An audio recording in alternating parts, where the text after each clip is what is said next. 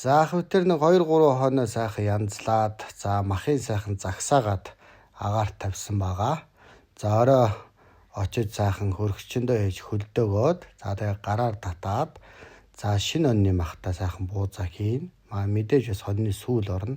За энд ингээд муу сархиныг, сайн сархинуудаа бас аваад за бид гурав одоо мини хорхог хийх гэж одоо дуршиж үзэх гээд за ингээ хийж үзэж байна. За мэдээж бас жижигэн одоо хөөрхөн байгаа учраас нэг чуулгагээд хамгийн болчиход хангалттай байна. За үүн дотор мах орсон байгаа. За сүүл орсон байгаа.